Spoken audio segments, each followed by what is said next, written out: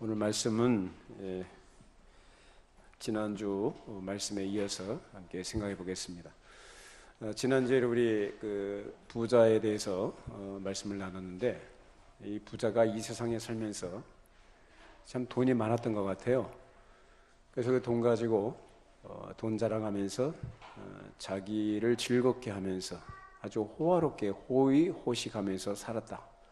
근데 죽었는데, 그렇게 살다 죽어가지고 어디 갔다 그래요? 음부에 들어갔다라고 했습니다. 자, 이 말씀을 그냥 윤리적으로 우리가 생각하게 되면, 이 땅에서 부자로 살면, 그러니까 돈 많은 사람으로 떵떵거리고 살면 나중에 지옥 간다는 식으로 이렇게 오해하기 쉽습니다만은 지금 그걸 말하는 거 아닙니다. 성경에서 말하는 부자는 하나님 없이 그 스스로 부유한 자를 부자라 그렇게 말하는 거죠. 그러니까 돈이 많고 적고가 아니고, 그런 의미에서 돈이 좀 적은 사람, 가난하게 물질적으로 좀 어렵게 사는 사람도 부자일 수 있는 거죠. 그렇죠. 가난하다고 다 가난한 게 아니라 가난한 사람도 부자일 수 있습니다. 왜? 하나님 없이 자기 스스로 만족한 사람이에요. 나는 괜찮은 사람이고, 나는 내 행복을 위해서 전심전력하고 내 인생을 불태워서 살아간다라고 생각한다면 그 사람은 부자인 거죠. 그런 사람에게 하나님이 필요할까요? 필요하지 않을까요? 필요하지 않죠? 복음의 필요성을 느낍니까? 못 느낍니까? 못 느껴요. 그러니까 예수 믿으라고 얘기해도 청신도 안 하는 거예요. 그런 사람이 누구냐? 부자입니다. 자, 이 음부에 간 이 부자도 마찬가지 그런 사람이었던 거죠. 그가 평소에 살아있을 때 아브라함을 뭘로 불렀습니까? 아버지라고 불렀어요. 그러니까 오늘날식으로 얘기하자면 예수를 믿는 사람으로 인정되었던 사람이었다라는 것입니다. 자, 그런 식으로 얘기하자면 설령 그 사람이 하나님을 믿고, 즉 교회 안에 있어서 하나님을 믿는다 할지라도 자기 만족을 위해서 살고 자기 생각과 어떤 세상의 부유한 것들을 추구하면서 살아가는 사람이라고 한다면, 그가 믿는 하나님은 믿는다 할지라도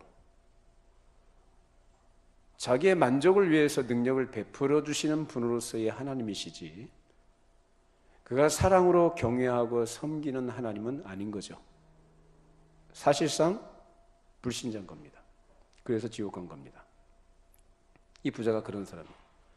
그러니까 우리가 이 세상을 살아가는 이 순간순간들, 우리의 삶이라는 것을 가벼이 여기면 안 됩니다. 좀 진지하게 생각을 해야 되고, 우리 인생의 종국, 삶의 결말이 어떠할 것인가, 그리고 그 결말 이후에 나는 어떠한 처지에 있게 될 것인가를 생각하고 보면서 살아가는 것이 지혜일 것입니다. 자, 오늘은 지난주 부자에 대해서 얘기를 했고, 이어서 오늘은 이 거지 나사로에 대해서 말씀을 생각해 보도록 하겠습니다. 이 거지 나사로는 그 어떻게 살다가 그렇게 아주 가난하고 빈곤한 삶으로 떨어졌는가라는 것을 우리가 알 수가 없습니다만, 이 사람이 그 마음속에 뭔가가 있었다는 거, 비록 몸에 병들고, 그래서 심지어 개들이 와서 그 헌대를 핥을 정도로 아주 비참한, 끔찍한 그런 상황 속에 놓여있던 거지였지만 그 마음속에 뭔가가 있었다는 것입니다. 많은 사람들이 대문을 들락거리면서 먹고 남는 음식 부스러기를 그에게 던져줬을 것이고, 그 던져주는 것을 가지고 그는 하루하루를 힘겹게 연명을 해나가고 있었습니다. 아무도 돌보는 사람이 물론 없었고, 더럽고 냄새나는 그 사람을 누가 가까이 하겠습니까? 기피하고 멀리했죠. 이런 가운데 얼마나 외롭고 고독했을까요? 그런 삶이 하루하루 이어지다 보니까 그 하루가 얼마나 길었을까? 이런 고통스러우면은 이 삶이 길게 느껴지죠. 언제 이러한 삶이 끝날 것인가라는 생각을 했겠지만은 그 기약도 없는 삶이 계속 이어져 갑니다. 또 그는 사회적으로도 아무 유익을 줄 수 없는 별 가치가 없는 사람이죠. 사회에 무엇을 기여하거나 유익을 줄 만한 실력도 없는 사람으로 있어도 그만이고 없어도 그만인 사람이에요. 어떤 의미에서는 오히려 없는 것이 더 낫겠다라고 생각하는 사람들도 있었을 것입니다. 그렇지 않겠습니까? 저 사람 뭐 누구한테 도움을 주거나 사회에 무슨 기여할 만한 그런 능력이나 실력도 없는 사람인데 한쪽에 누워서 구걸하면서 사람들에게 눈살 찌푸림을 받는 그러한 상태에 있는 사람 누가 가치 있다고 생각하겠습니까? 실제로 그는 그런 사람이었어요. 아무 가치가 없는 사람이에요. 그런 자신에 대해서 그 사람은 어떤 생각을 했을까요? 아마도 때때로 지나간 날들을 회상하지 않았겠습니까?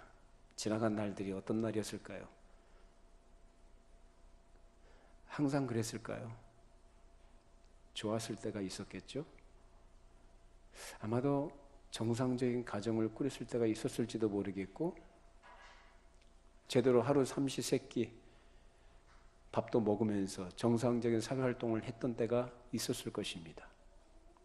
그러면서 내가 그때 그렇게 했더라면 더 좋았을 것을 이러한 후회도 했을 것입니다. 자기만 어리석은 것 같고 자기만 어둠 속에 홀로 남아있는 것 같습니다. 과거에 그래도 자기가 잘 나갈 때에는 주변에 정겹게 같이 교제하던 사람들도 분명히 많이 있었을 것이고 친하게 지내던 이웃들도 있었을 것입니다. 자, 그런데 자기가 불행하게 되니까 어려워지니까 사람들이 다 떠나가고 홀로 남게 됐습니다. 가족들이 있었다면 아마도 부인도 떠나갔을 것이고 자식들도 다 떠나갔겠죠. 여러분, 사람이 좋을 때 좋은 거지 안 좋은 상황에 처하면요 사람들은 다 등 돌립니다. 여러분 다 경험해 보셨을 거예요. 그 축소판이 정치판 아니겠습니까? 잘 나가는 사람에게 줄 대려고 하고 잘 보려고 하고 가까이 하면서 친한 척하고 사진 찍고 같이 밥 먹으려고 하고 주거니 받거니 하다가 좀 불리해지거나 그 사람이 좀 힘을 잃을 것 같으면 얼마나 눈치가 빠른지 벌써 분위기가 달라져요. 그것이 바로 세상이고요. 세상에 속한 사람들의 모습들입니다. 그래서 이 거지도 곁에 있던 사람들이 다 떠나가 버려서 너무도 고독하고 외롭게 생활했습니다. 그런 절망 속에서 하루하루 아무 희망 없는 삶을 힘겹게 이어가면서 내가 어쩌다가 이렇게 되었나라는 자문을 해보기도 했을 것입니다. 자, 그렇게 살다가 그가 죽었습니다. 자, 죽었는데 그 시체를 어디다가 내다 버렸는지 어떻게 처리했는지는 알 수 없지만 오늘 말씀 보니까 천사가 그 영혼을 어디로요? 아브라함의 품으로 데려갔다라고 합니다. 자, 그러면 어떻게 해서 그가 아브라함의 품으로 들어갔을까? 가난하게 이 땅에서 고생을 했으니까 그렇게 됐느냐? 그래서 오늘 우리가 읽었던 25절 말씀에 보면은 그러한 식의 표현이 나오죠. 아브라함이 말하는 게 부자 보고 뭐라 합니까? 너는 이 땅에 있을 때 좋은 것을 받았고 나서는 고난을 받았다. 그러니까 너는 고난을 받고 나서는 여기서 위로를 받는다라는 식으로 이렇게 얘기하니까 그럼 고생을 했으니까 그럼 거기 가서 위로를 받는 거냐라는 식으로 생각하기 쉽습니다만 그런 거 아닙니다.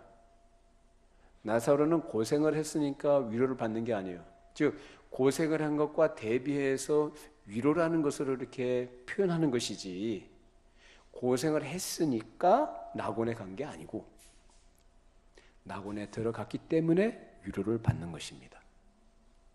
이해가 되십니까? 낙원에 들어갔기 때문에 거기에 위로가 있다는 거예요.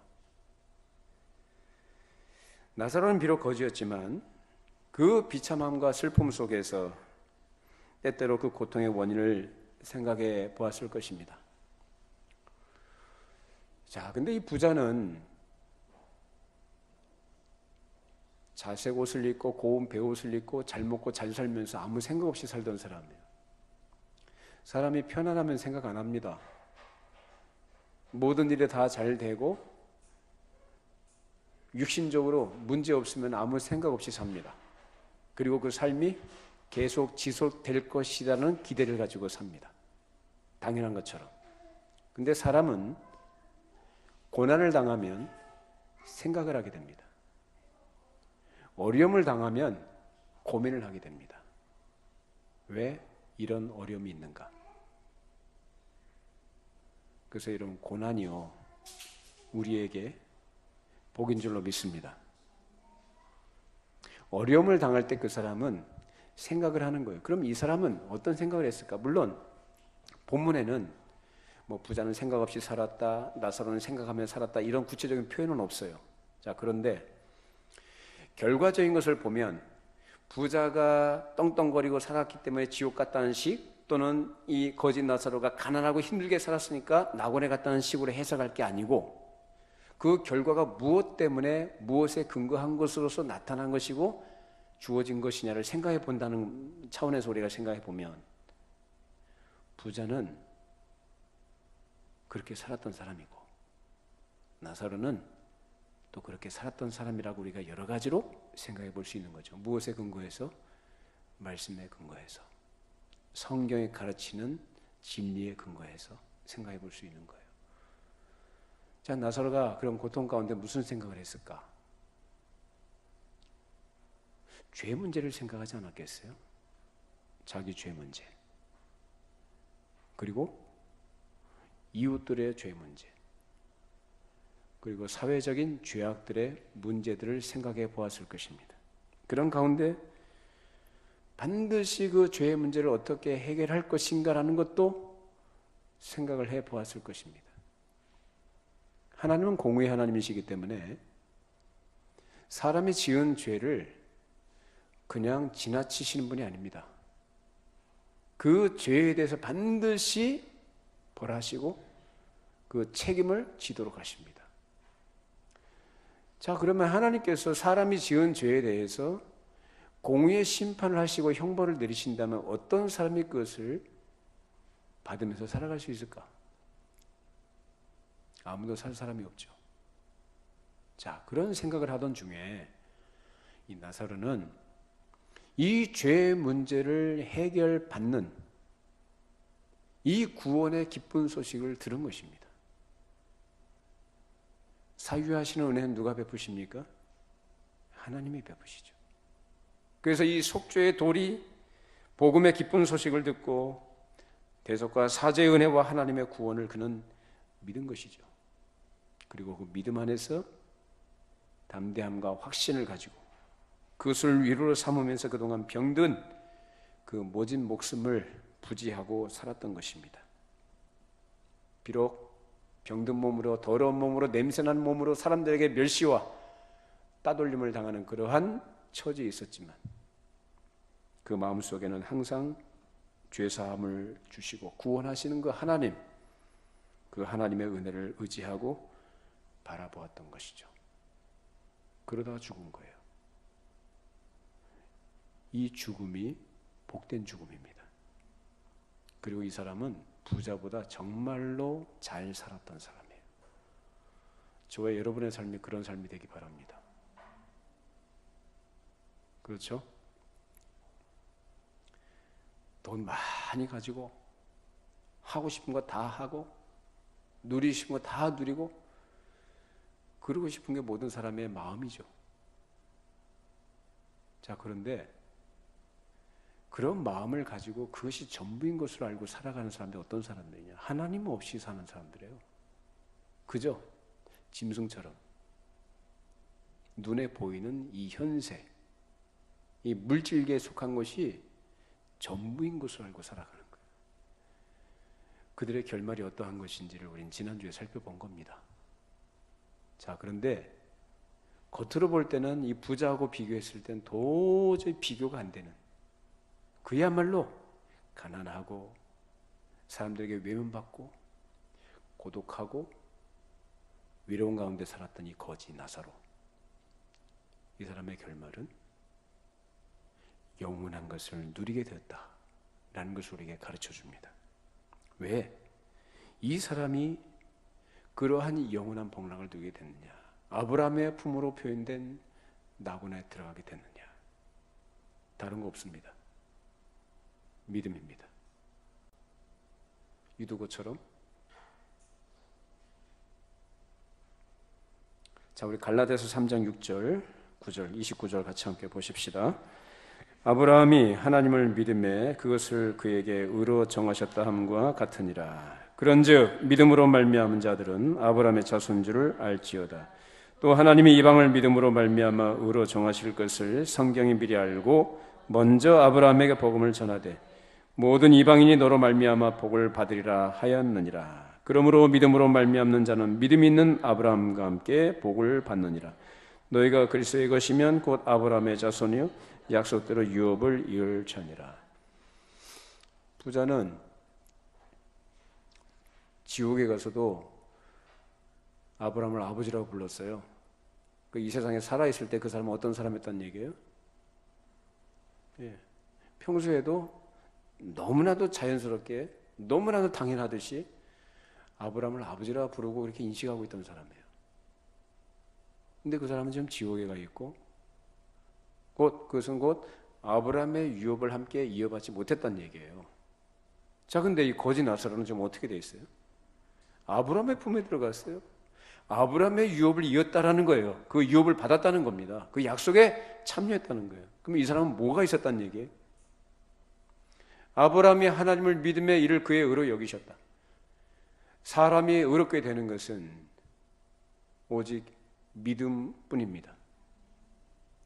사람의 어떠함과 행위나 어떤 조건이나 자격이 있지 않고 그 사람의 도덕적 됨됨에 있지 않고 오직 믿음입니다. 믿음으로서만 의롭다함을 받고 아브라함의 복에 참여하게 됨을 믿습니다. 그걸 성경이 가르쳐 주는 거예요. 지금까지 여러분이 살아온 생애를 한번 돌아보십시오. 여러분이 신앙생활하는 내용들이 그 성격이 어떠한 것인지, 내가 가지고 있는 확신과 그 근거가 무엇인지를 한번 돌아보십시오. 여러분이 믿음의 가정에서 태어났나요? 아니면 중간에 하나님께서 여러분을 부르셨나요? 여러분이 그동안 도덕적으로 선하게 많이, 선한 행실을 많이 하시고 선행을 많이 하시고 그렇게 살아오셨습니까? 여러분이 교회 안에서 세례를 받으셨고 어떤 직분을 받으셨고 성찬에 참여하셨습니까? 여러분이 성경을 많이 배워서 성경 지식을 많이 가지고 있습니까? 헌금을 많이 하셔서 그것으로 여러분의 의일의 근거를 삼고 있습니까? 여러분의 선한 행실로 여러분이 수고한 것으로 여러분이 하나님 앞에 설 수 있다고 생각하십니까? 아니요. 다 내려놓으셔야 돼요. 그런 거 아닙니다. 믿음입니다. 어떤 믿음? 주 없이 살 수 없는, 주 없이 나는 아무것도 아닙니다. 주님만이 나의 모든 것 되십니다. 주님만이 나의 생명이시오, 나의 복이시오, 나의 영광이시오. 주님만이 나의 왕이십니다. 그 믿음의 고백은 실제적으로 어떻게 나타나느냐? 하나님을 의지하는 것으로, 그리고 순종하는 것으로 나타납니다. 믿음이 있노라 하면서 음부에 떨어진 이 부자처럼 자기가 가지고 있는 환경과 처해 있는 조건 속에서 자기가 경험했던 것이 그것을 아브라함의 자손으로 인정받을 것이라고 생각했던 그러한 것이라고 한다면 굉장히 위험한 겁니다. 거짓 나사로는 아무것도 없는 사람이에요. 우리가 거짓입니다. 아시겠어요? 예수 믿는 사람들은 누구냐? 거지입니다. 거지. 기분 나쁘십니까? 저는 즐거운 거지인데요. 저는 행복한 거지인데요. 저는 부자 거지입니다. 왜? 주 안에 있기 때문에. 여러분은 어떤 거지입니까? 우리가 하나님 앞에 나아갈 때는, 하나님 앞에 기도할 때는 거지 같은 마음을 가지고 기도하는 거예요. 우리가 하나님을 의지하고 우리 하나님께 나아간다고 할 땐 거지 같은 마음을 가지고 하나님께 나아가는 겁니다. 이런 표현이 어떤 사람의 마음은 아마 자존심을 상하게 할 수도 있을지도 모르겠습니다. 근데 그 사람은 부자입니다. 그러니까 상하는 거예요. 거지가 무슨 자존심이 있어요? 그렇습니까? 거지가 무슨 자존심이 있어요? 자존심 가지고 구걸할 수 있어요? 구걸 못하죠. 오직 부스럭이라도 수로보니게 여인처럼 주인의 상에서 떨어지는 부스러기를 개들도 먹지 않습니까? 저에게 그 부스러기 은혜라도 주십시오. 저는 그것으로 삽니다. 그 부스러기라도 없으면 저는 못 삽니다. 그게 거지의 마음이에요. 우리는 하나님 앞에서 철저하게 그렇게 낮아져야 되고, 그러한 마음을 가지고 주의 은혜를 구하는 자리에 늘 있어야 됩니다. 그 사람이 어떤 사람이냐? 믿음 있는 사람이라고요. 그 사람이. 아마 이런 얘기 사람들이 가면 자존심 상해가지고 교회 안 나온다 그럴지 모르겠어요. 그 사람은 부자라니까요. 부자니까 자존심 상한다고. 그래서 나중에 다 지옥 가는 거예요.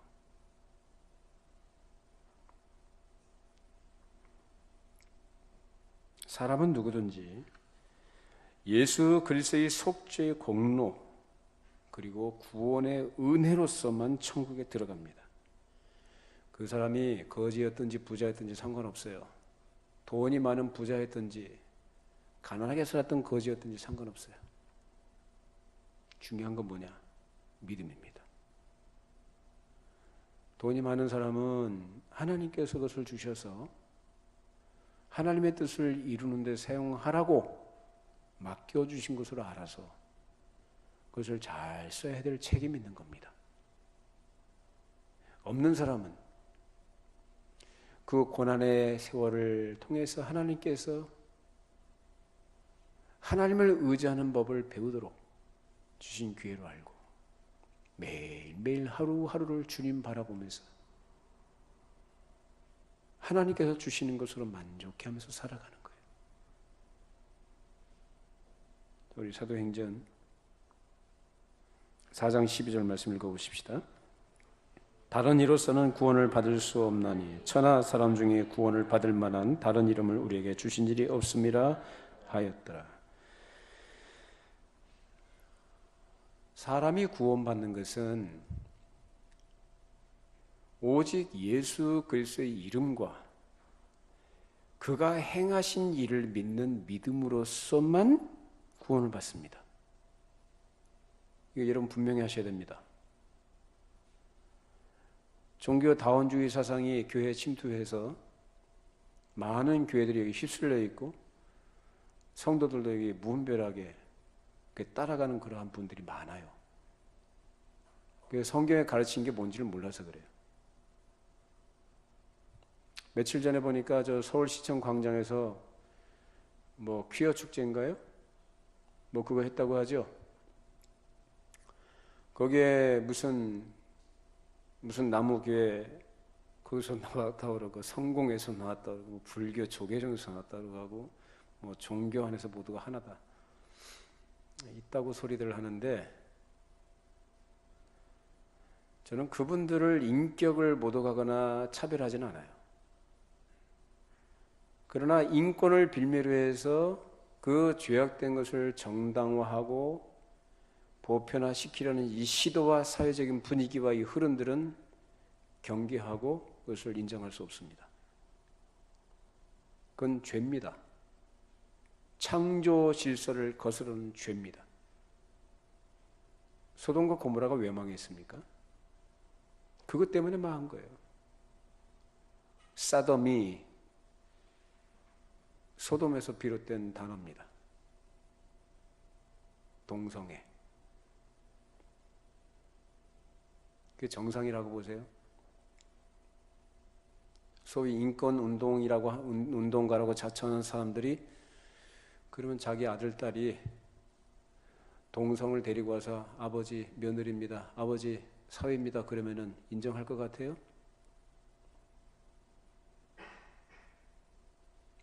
남의 얘기니까 그렇게 고상한 말로 이렇게 포장해서 대단한 인권 운동가인 것처럼 얘기하지만 안 되는 겁니다. 설령 그렇게 한다고 할지라도 그것이 정상이냐고요.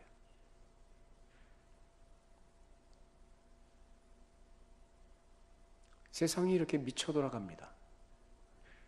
선진국이 그러니까 다 옳은 것인 줄. 이 시대의 트렌드라.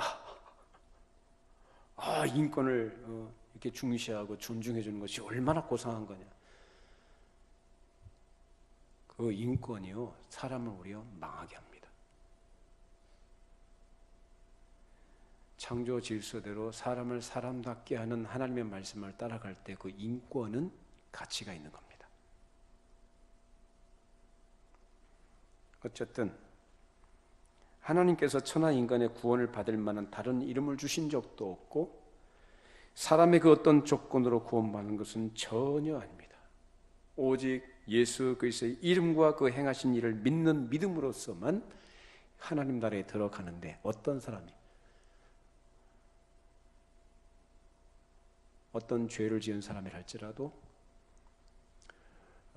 동성애자였다 할지라도 회개하고 돌이킨 사람이라면 하나님 나라에 들어갑니다. 근데 그 죄에서 돌이키지 않고 예수 믿는다? 아니요, 그건 예수 믿는 거 아닙니다. 예수 믿는다는 건 무슨 얘기라고 그랬어요? 예수 그리스도의 이름과 그 인격과 그 행하신 일을 내가 믿고 의지하고 순종하는 것까지 다 포함해서 믿음이라고 얘기하는 거예요.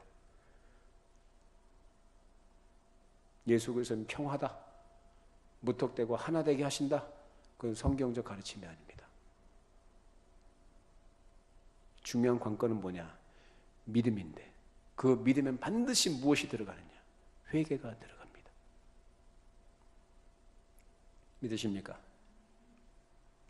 그거 없이 믿는다 아무리 백날 소리쳐도 그건 믿음 아니라고요.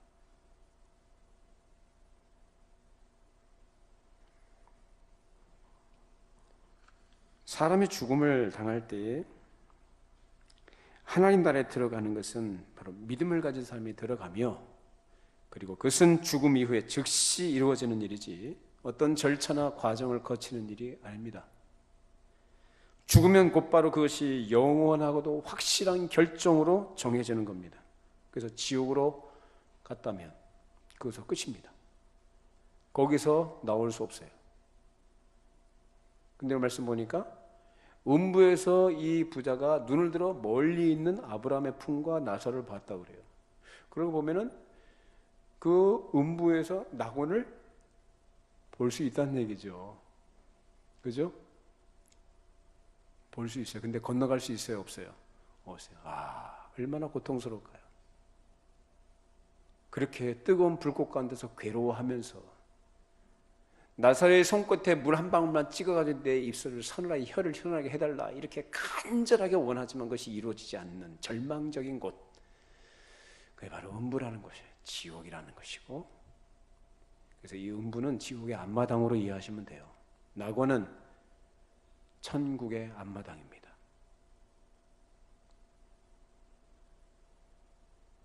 그래서 사람이 죽으면 그걸로 끝이다라는 거예요. 살아있을 때 잘 하셔야 돼요. 죽어서 낙원에 갔으면 그것을 영원한 복락을 누리게 됩니다. 죽어서 음부에 갔으면 그것으로 끝입니다. 절망입니다.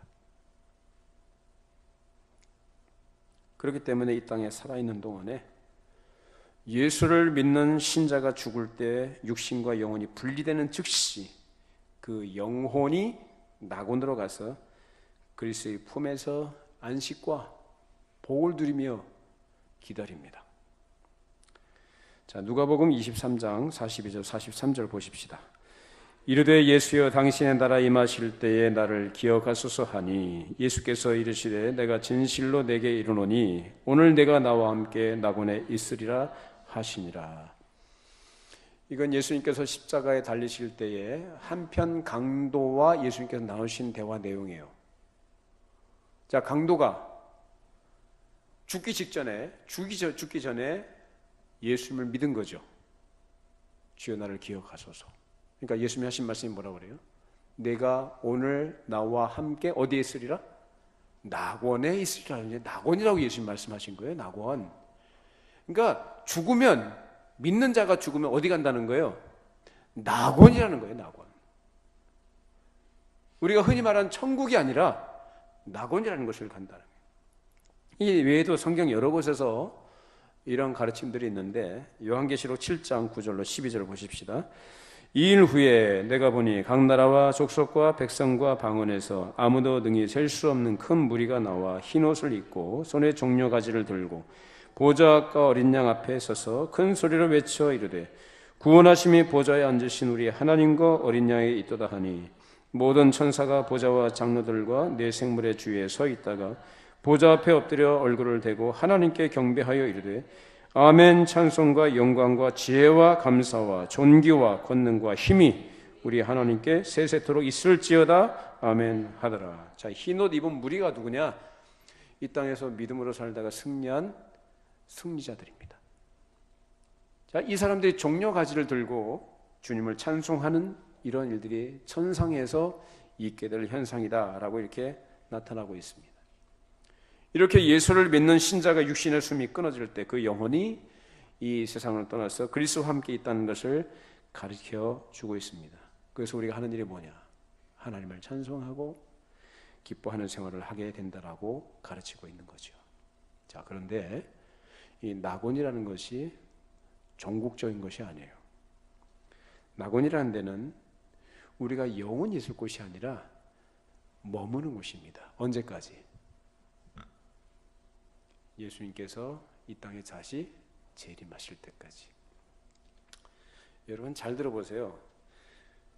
유명한 목사님 목회하신 큰 교회 권사님도 이런 걸 몰라가지고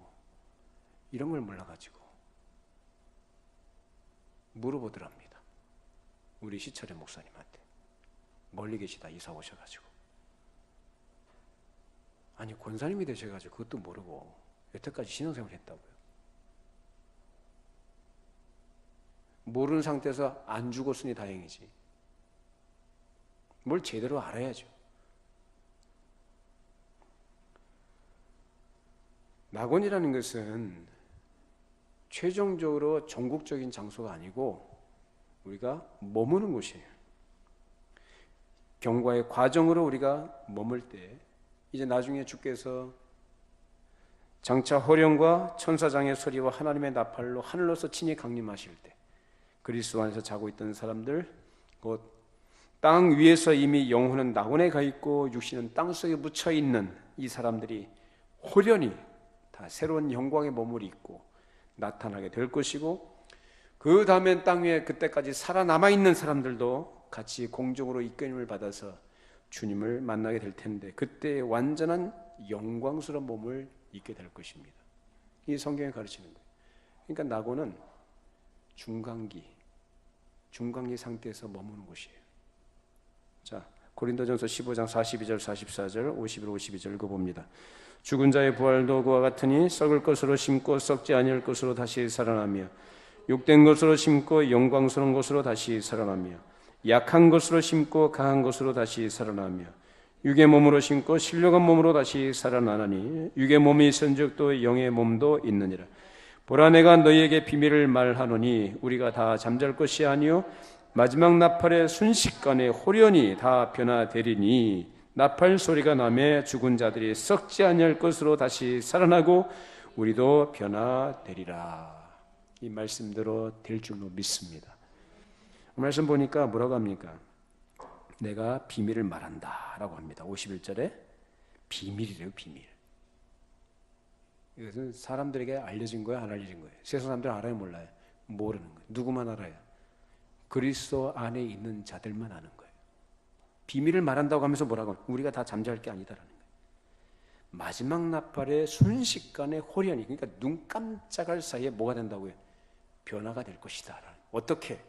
나팔 소리가 나면 죽은 자들이 썩지 않을 것으로 다시 살아나고 우리도 변화하리라.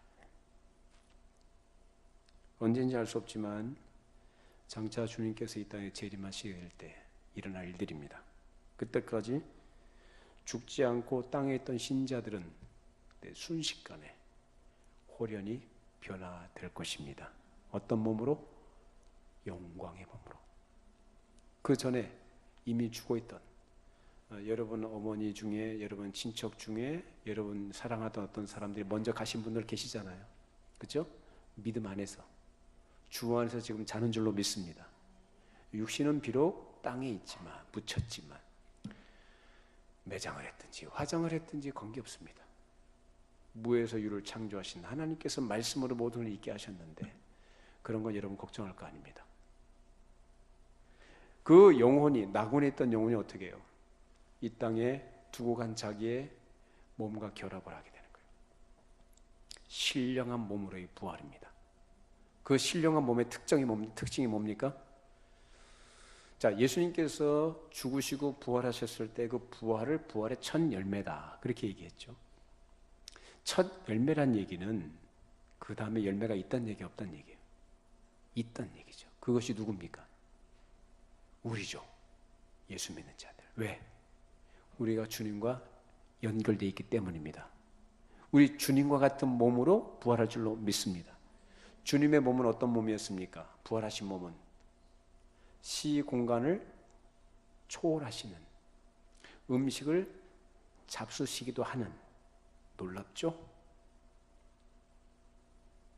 제자들이 이렇게 문 닫혀있는 공간에 모여 있었을 때 예수님께서 그 가운데 문 안 열고 어떻게 하셨어요? 호련히 나타나셨죠. 제자들이 깜짝 놀랍니다. 먹을 거 있냐? 한번 줘봐라. 제자들 앞에서 직접 드십니다. 그리고 사라지십니다. SF 영화에 나온 얘기예요. 성경은 진리예요. 성경이 우리에게 그걸 증거합니다. 앞으로 우리의 몸이 그러한 신령한 몸으로 부활하게 될 것이라고 우리에게 분명히 약속하고 있습니다. 이런 소망 가지고 우리가 그 전까지 낙원에서 주님을 모시고 주님과 같이 교통하며 살다가 하나님께서 정하신 때 주님께서 이 땅에 재림하셔서 세상을 심판하시고 새롭게 하실 때가 되면 그때 우리 그러한 참된 몸을 입게 될 것입니다. 그 몸은 썩을 몸도 아니고 피곤하지도 않고 쇠하지도 아니하며 늙지도 않고 연약하지 않고 영광스러운 것이고 신령하고 거룩한 몸인 것입니다. 우리 그날을 바라보고 소망 가운데 살아가기를 바랍니다. 거짓 나사로가 어떻게 살았다고 했어요? 참으로 보통 사람 이하에 참으로 끔찍하고 비참하고 사람들에게 멸시받고 손가락질 받고 어찌 보면 참 비참한 삶을 살았지만 그 마음 가운데 뭐가 있었습니까? 믿음이 있었습니다. 그 사람이 진짜 부자입니다.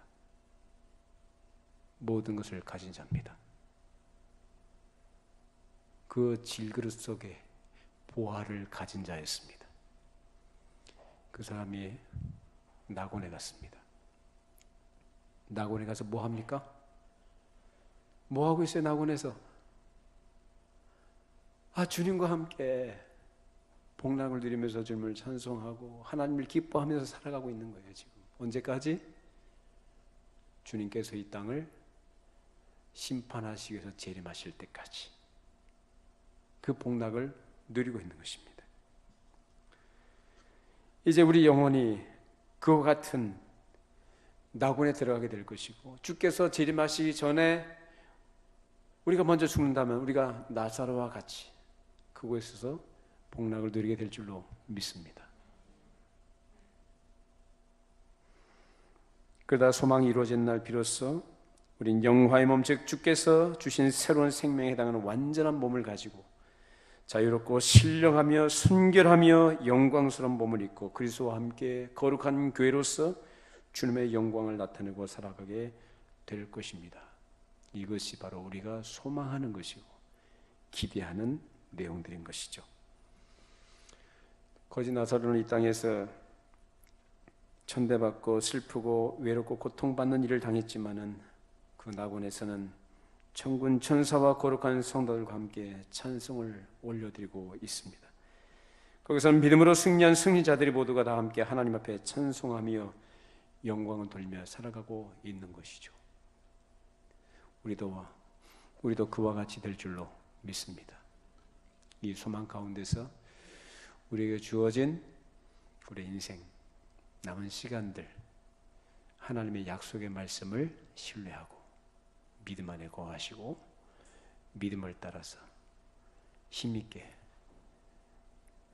꿋꿋하게 이겨나며 살아갈 수 있기를 바랍니다.